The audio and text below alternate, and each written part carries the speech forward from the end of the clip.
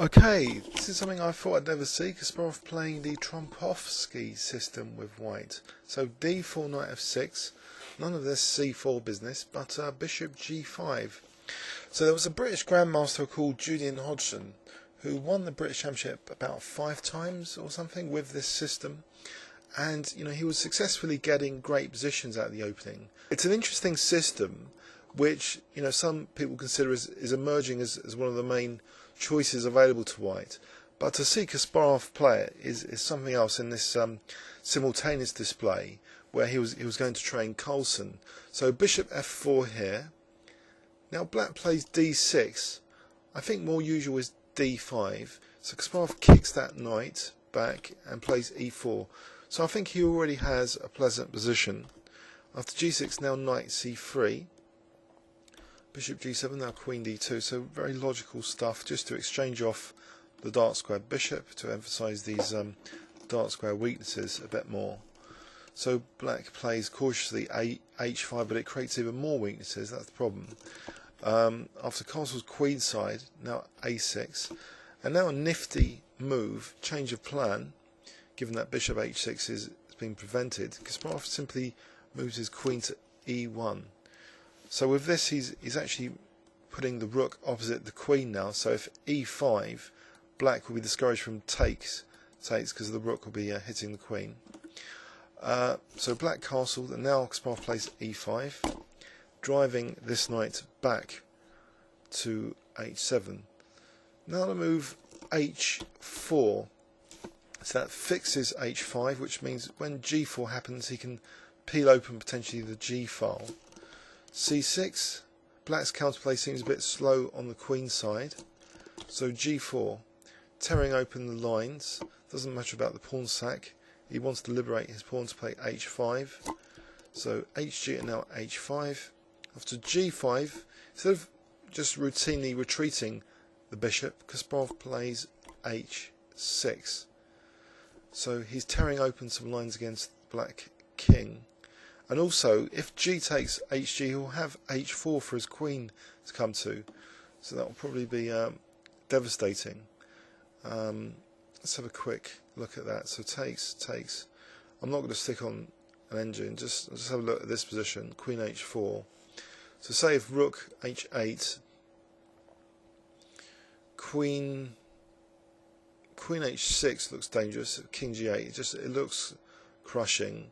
Maybe bishop d3 here is enough, so that's convincing. Okay, so in the game, the opponent after h6 he played bishop h8. Kasparov simply now retreated the bishop to g3. Now black played f5, trying to sort of close up things after fg f4. Unfortunately, Kasparov doesn't move his bishop, he actually just plays queen e4, and there's a menacing threat now of queen g6 check. Kind of embarrassing, because this pawn means, this is a very dangerous threat. There's nothing black can do if the queen lands on g6. So black has to stop queen g6, he plays queen e8. Now Kasparov plays e takes d6, so offering that bishop. So what's going on here, you might ask? Okay, let's have a look. Fg, I assume, well, bishop d3 might be strong, because bishop f5, there's a pawn on g4 to stop any bishop f5s. So bishop d3, this might be tricky. I'm tempted to turn on the engine to check exactly why. Say queen f7.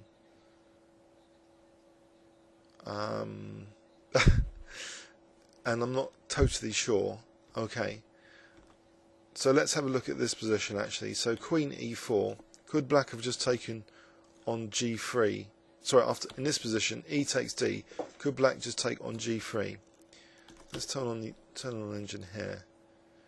Ripper.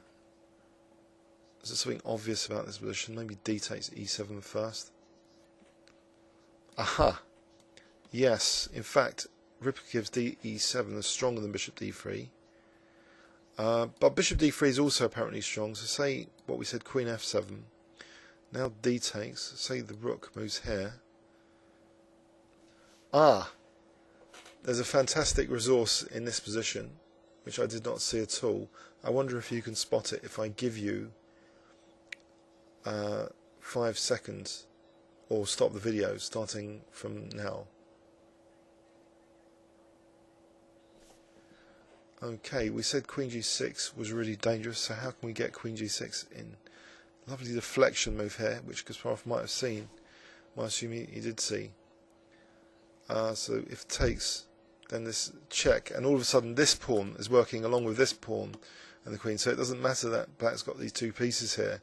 Black's getting mated by force. There's no escape for the king here. In fact, the pieces are all in the way. So what a beautiful deflection. Bishop c4 that would have been. So the opponent avoided that tactic. So after ed, but now Kasparov plays bishop. I'll turn this off now, this engine pane. He plays bishop c4 check, and after d5, oh, another beautiful move from Kasparov. I wonder if you can spot it if I give you 5 seconds. So, starting from now. Okay, Kasparov, who hasn't lost his dynamic touch for combinations, just plays knight takes d5. So he's offering the queen. So queen takes. I hope you've seen this. It's a double check from both these pieces, and mate, because the king can't actually move because of that pawn on h6. So what a beautiful move, knight takes. So the opponent's probably in shock, or just knowing he's going to lose now. Bishop e6, and another fine tactic to finish the game off really beautifully. If I give you 5 seconds again. Okay, knight e7 check. So what's going on here? If queen takes, then I assume bishop e6 is crushing. Rook f7. Okay. Here, what would be the way to finish this off? I assume queen g6, king f8.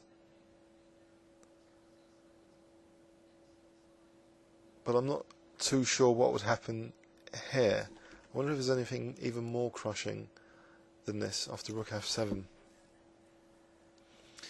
Okay, let's go back to Rybka just to check. Is there anything actually stronger than than queen g6? No, queen g6. Managed to get that right. Queen g6. So king f8, but not bishop f7 here. There are stronger moves. More deflections for this poor queen, but this is a much more subtle move, preparing a deflection, which is apparently the strongest move in this position. I wonder if you can spot it.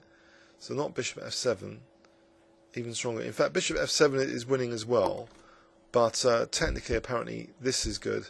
So it threatens bishop b4, skewering the queen and king, so that queen takes f7 will be a major threat. If rook f6, there's queen g8, mate. Now if a5, well, now that the bishop's out of trouble there, and then knight f3, just keeping the pressure going. And again, just keeping the pressure, d5, bishop f2. This kind of continuation anyway would be an example continuation. And here, either queen d3 or knight e5. More firework tactics. So just winning even more material if black has to now play rook takes. So black will just end up masses of material down. In fact, losing the h7 knight as well. So let's go back to the game. Knight e7 check, and that was it. So that could have been the continuation there. Check, and then not bishop f7. There are stronger moves like bishop e1, followed by knight f3, etc. The rook's kind of virtually pinned because of that queen g8 mate. So what a stunning game in a simultaneous display with the Trompowsky. So he built up the centre, played as though he was going to exchange off the dark squared bishops. Then a nice change of plan flexibly, just to try and peel open either the g file or liberate the h pawn. The h pawn becomes a major form pawn. Beautiful tactical possibilities generated in this variation after queen e4. The g4 pawn very useful to stop bishop f5s. And now this e takes d6. Nice move because of this idea of bishop c4 check and queen g6. If something goes in front, then the queen g6. And then this very nice knight takes d5, followed by knight e7. Lovely stuff, sparkling tactics from Kasparov. So I hope you enjoyed it. Please leave any comments or questions on YouTube. Thanks very much.